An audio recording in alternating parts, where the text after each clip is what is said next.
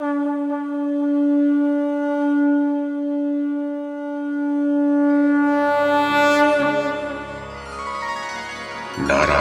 नमस्कृत्य नरं चैव नरोत्तमं देवीं सरस्वतीं व्यासं ततो जयमुदीरयेत्।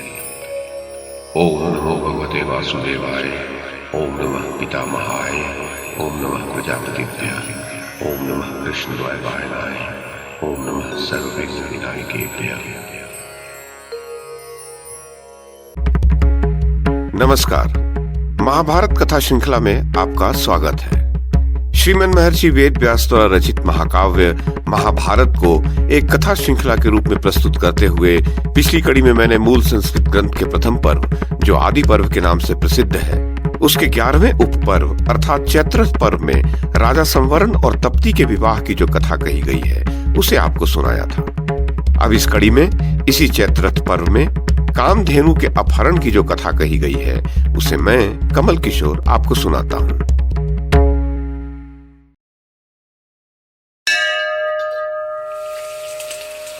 वैशंपायन जी कहते हैं, जन्मेजय, गंधर्वराज चित्ररथ के मुख से महर्षि वशिष्ठ की महिमा सुनकर अर्जुन के मन में उनके संबंध में बड़ा कौतूहल हुआ।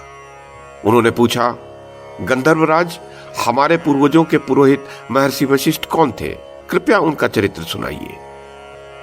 गंधर्व ने कहा, महर्षि वशिष्ठ ब्रह्मा के मानस पुत्र हैं। उनकी पत्नी का नाम अरुंधति है। उन्होंने अपनी तपस्या के बल से काम और क्रोध पर भी विजय प्राप्त कर ली थी, जो देवताओं के लिए भी अजेय माने गए हैं। उन्होंने अपनी इंद्रियों को वश में कर लिया था, इसी कारण से उनका नाम वशिष्ठ हुआ। विश्वामित्र के बहुत अपराध करने पर भी उन्होंने अपने मन में क्रोध नहीं आने दिया और उन्हें क्षमा कर दिया। यद्यपि विश्वामित्र ने उनके 100 पुत्रों का नाश कर दिया था और वशिष्ठ में प्रतिकार लेने की पूरी शक्ति थी, तब भी उन्होंने कोई प्रतिकार नहीं लिया। वे यमपुरी से भी अपने पुत्रों को ला सकते थे, परंतु क्षमावश यमराज के नियमों का उल्लंघन नहीं किया। उन्हीं को पुरोहित बनाकर इक्ष्वाकु वंशी राजाओं ने पृथ्वी पर विजय प्राप्त की थी और अनेक यज्ञ किए थे। इसीलिए जिसके मन में धर्म की प्रधानता हो, जो वेदोक्त धर्म का ज्ञाता और मन के अनुकूल हो, ऐसे किसी गुणवान ब्राह्मण को आप लोग भी पुरोहित बनाने का निश्चय करें। पार्थ, पृथ्वी को जीतने की इच्छा रखने वाले राजा को चाहिए कि वह ब्राह्मण को अपने आगे रखे। अतः कोई गुणवान, जितेंद्रिय, वेदाभ्यासी, विद्वान तथा धर्म, काम और अर्थ का तत्वज्ञ ब्राह्मण आपका पुरोहित हो। अर्जुन ने पूछा, गंधर्वराज, वशिष्ठ और विश्वामित्र तो आश्रमवासी थे, फिर उनमें परस्पर वैर किस कारण से हुआ? गंधर्व ने कहा, यह उपाख्यान बड़ा प्राचीन और विश्व विश्रुत है। मैं तुम्हें सुनाता हूं। कान्यकुब्ज देश में गाधी नाम के एक बहुत बड़े राजा थे। वे राजर्षि कुशिक के पुत्र थे। उन्हीं से विश्वामित्र का जन्म हुआ था। एक दिन विश्वामित्र अपने मंत्रियों के साथ गहन वन में आखेट के लिए गए। मरु प्रदेश के सुरम्य वनों में उन्होंने वराहों और अन्य हिंसक पशुओं को मारते हुए एक हिंसक पशु को पकड़ने के लिए उसका पीछा किया। अधिक परिश्रम के कारण उन्हें बड़ा कष्ट सहना पड़ा। नरश्रेष्ठ, वे क्षुधातुर हो महर्षि वशिष्ठ के आश्रम में गए। महर्षि विश्वामित्र को आश्रम पर आया देख महर्षि वशिष्ठ ने पाद्य, अर्घ, आचमनीय, स्वागत भाषण तथा वन्य हविष्य आदि से उन्होंने उनका सत्कार किया।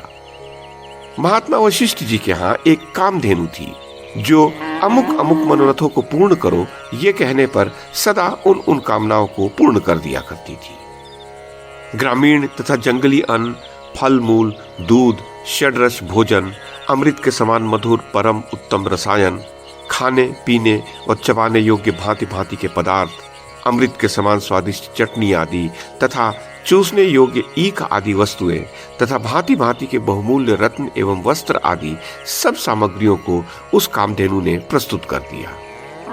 सब प्रकार से उन संपूर्ण मनोवांछित वस्तुओं के द्वारा हे अर्जुन, राजा विश्वामित्र भली भांति पूजित हुए। उस समय वे, उनके मंत्री और उनकी सेना बहुत संतुष्ट हुए। महर्षि की धेनु का मस्तक, ग्रीवा, जांघें, गलकंबल, पूंछ और थन, ये 6 अंग बड़े एवं विस्तृत थे। उसके पार्श्व भाग तथा उरु बड़े सुंदर थे। वह 5 पृथुल अंगों से सुशोभित थी।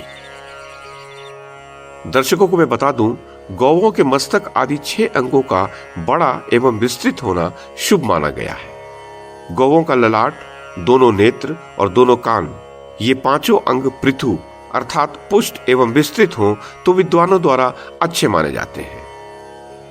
तो गंधर्व ने कहा कि उसकी आंखें मेढक जैसी थी, आकृति बड़ी सुंदर थी, चारों थन मोटे और फैले हुए थे, वह सर्वथा प्रशंसा के योग्य थी।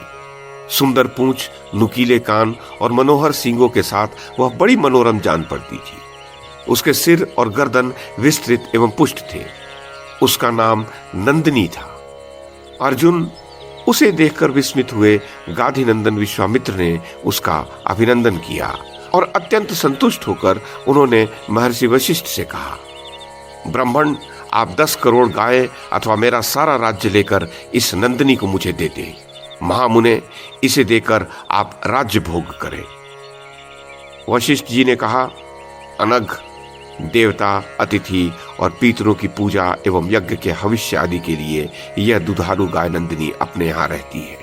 इसे तुम्हारा राज्य लेकर भी नहीं दिया जा सकता। विश्वामित्र जी बोले, मैं क्षत्रिय राजा हूं और आप तपस्या तथा स्वाध्याय का साधन करने वाले ब्राह्मण हैं। ब्राह्मण अत्यधिक शांत और जितात्मा होते हैं, उनमें बल और पराक्रम कहां से आ सकता है? फिर क्या बात है जो आप मेरी अभिष्ट वस्तु को 1 अर्बुद गाय लेकर भी नहीं दे रहे हैं? मैं भी अपना धर्म नहीं छोड़ूंगा, इस गाय को बलपूर्वक ले जाऊंगा। मैं क्षत्रिय हूं, ब्राह्मण नहीं हूं। मुझे धर्मतः अपना बाहुबल प्रकट करने का अधिकार है, अतः बाहुबल से ही आपके देखते देखते इस गाय को हर ले जाऊंगा। वशिष्ठ जी ने कहा, तुम सेना के साथ हो, राजा हो और अपने बाहुबल का भरोसा रखने वाले क्षत्रिय हो। तुम्हारी जैसी इच्छा हो वैसा शीघ्र कर डालो, विचार न करो। गंधर्व कहता है, अर्जुन, वशिष्ठ जी के यूं कहने पर विश्वामित्र ने मानो बलपूर्वक ही उस नंदिनी गाय का अपहरण कर लिया। उसे कोड़ों और डंडों से मार मार कर इधर उधर हाँकने लगा। तब नंदिनी डकारती हुई महर्षि वशिष्ठ के सामने आकर खड़ी हो गई और उन्हीं की ओर मुंह करके देखने लगी। उसे मार पड़ रही थी, तब भी वह आश्रम से अन्यत्र नहीं गई। वशिष्ठ जी बोले, भद्रे, तुम बार बार क्रंदन कर रही हो, मैं तुम्हारा आर्तनाद सुन रहा हूं, परंतु क्या करूं? विश्वामित्र तुम्हें बलपूर्वक हर ले जा रहे हैं, इसमें मैं क्या कर सकता हूं?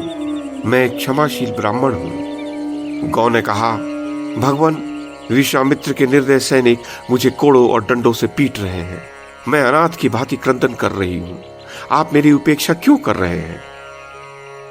गंधर्व कहता है, अर्जुन, नंदिनी इस प्रकार अपमानित होकर करुण क्रंदन कर रही थी, तब भी वशिष्ठ न तो क्षुब्ध हुए और न धैर्य से विचलित ही हुए। वे बोले, भद्रे, क्षत्रियों का बल उनका तेज है और ब्राह्मणों का बल उनकी क्षमा है। क्योंकि मुझे क्षमा अपनाए हुए है, अतः तुम्हारी रुचि हो तो जा सकती हो। नंदिनी ने कहा, भगवान, क्या आपने मुझे त्याग दिया जो ऐसी बात कह रहे हैं? ब्राह्मण, आपने त्याग न दिया हो तो कोई मुझे बलपूर्वक नहीं ले जा सकता। वशिष्ठ जी बोले, कल्याणी, मैं तुम्हारा त्याग नहीं कर रहा। यदि तुम रह सको तो यहीं रहो। देखो, तुम्हारा यह बछड़ा रस्सी से बांधकर बलपूर्वक ले जाया जा रहा है। गंधर्व कहता है, अर्जुन, वशिष्ठ जी का यह वचन सुनकर नंदिनी ने अपने सिर और गर्दन को ऊपर की ओर उठाया। तब वह बड़ी भयानक दिखने लगी। क्रोध से उसकी आंखें लाल हो गई। उसका डकारना प्रबल होने लगा। उसने विश्वामित्र की उस सेना को चारों ओर खदेड़ना प्रारंभ कर दिया। इसके पश्चात उसने और क्रोध का धारण किया। क्रोध के कारण उसके शरीर से अपूर्व दीप्ति प्रकट होने लगी। उसने अपनी पूंछ से बारंबार अंगार की भारी वर्षा करते हुए पूंछ से ही पहलुओं की सृष्टि की, थनों से द्रविड़ों और शकों को उत्पन्न किया, योनि देश से यवनों और गोबर से बहुतेरे शबरों को जन्म दिया। कितने ही शबर उसके मूत्र से प्रकट हुए। उसके पार्श्व भाग से पौंड्र, किरात, यवन, सिंघल, बर्बर और खसों की सृष्टि हुई। इसी प्रकार उस गौ ने फेन से चिबुक, पुलिंद, चीन, हूण और केरल आदि बहुत प्रकार के म्लेच्छों की सृष्टि की। उसके द्वारा रचे गए नाना प्रकार के म्लेच्छ गणों की वे विशाल सेनाएं अनेक प्रकार के कवच आदि से आच्छादित थी। सबने भांति भांति के आयुध धारण कर रखे थे और सभी सैनिक क्रोध से भरे हुए थे। उन्होंने विश्वामित्र के देखते देखते उनकी सेना को तितर बितर कर दिया। विश्वामित्र के एक एक सैनिक को म्लेच्छ सेना के 5-5, 7-7 योद्धाओं ने घेर रखा था।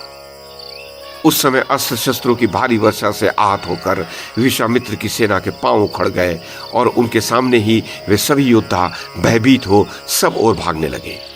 किंतु भरतश्रेष्ठ क्रोध में भरे हुए होने पर भी वशिष्ठ सेना के सैनिक विश्वामित्र के किसी भी योद्धा का प्राण नहीं ले रहे थे। इस प्रकार नंदिनी गाय ने उनकी सारी सेना को दूर भगा दिया। विश्वामित्र की वह सेना 3 योजन तक खदेड़ी गई। वह सेना भय से व्याकुल होकर चीखती चिल्लाती रही, किंतु कोई भी संरक्षक उसे नहीं मिला। ये देखकर विश्वामित्र क्रोध से व्याप्त हो मुनिश्रेष्ठ वशिष्ठ को लक्षित करके पृथ्वी और आकाश में बाणों की वर्षा करने लगे। परंतु महामुनि वशिष्ठ ने विश्वामित्र के चलाए हुए भयंकर नाराज, क्षुर और भल्ल नामक बाणों का केवल बांस की छड़ी से निवारण कर दिया।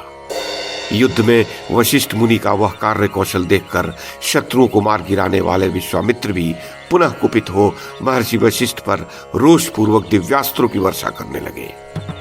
उन्होंने आग्नेयास्त्र, वारुणास्त्र, ऐन्द्रास्त्र, याम्यास्त्र और वायुवास्त्र का प्रयोग किया। वे सब अस्त्र सब ओर से अग्नि की लपटें छोड़ते हुए महर्षि पर टूट पड़े, परंतु महातेजस्वी वशिष्ठ ने मुस्कुराते हुए ब्रह्म बल से प्रेरित हुई छड़ी के द्वारा उन सब अस्त्रों को पीछे लौटा दिया। फिर वे सभी अस्त्र भस्मीभूत होकर पृथ्वी पर गिर पड़े। इस प्रकार उन दिव्यास्त्रों का निवारण करके वशिष्ठ जी ने कहा, दुरात्मा गाधी नंदन, अब तू परास्त हो चुका है। यदि तुझ में और भी उत्तम पराक्रम है तो मेरे ऊपर दिखा, मैं तेरे सामने डट कर खड़ा हूं। गंधर्व कहता है, अर्जुन, विश्वामित्र की वह विशाल सेना खदेड़ी जा चुकी थी। वशिष्ठ के द्वारा पूर्वोक्त रूप से ललकारे जाने पर वे लज्जित होकर कुछ भी उत्तर न दे सके।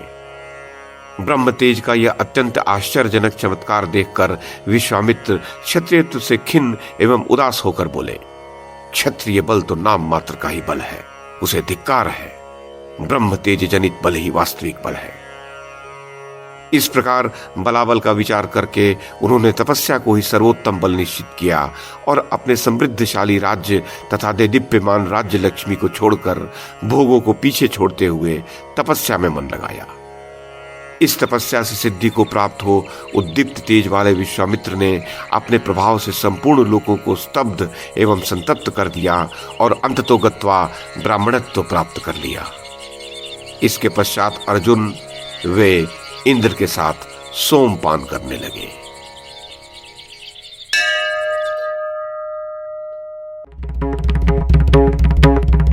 तो ये थी आदि पर्व के 11वें उपपर्व अर्थात चैत्रथ पर्व में कही गई कामधेनु के अपहरण की कथा। इस कड़ी में बस इतना ही। अगली कड़ी में इससे आगे की कथा सुनाऊंगा। YouTube के माध्यम से महाभारत की कथा को एक श्रृंखला के रूप में प्रस्तुत करने का हमारा ये प्रयास यदि आपको सराहनीय लगा हो तो कृपया इस कड़ी को लाइक और शेयर करें, चैनल को सब्सक्राइब करें और बेल आइकन को दबाएं। साथ में अन्य लोगों को भी देखने के लिए प्रेरित करें। धन्यवाद और नमस्कार।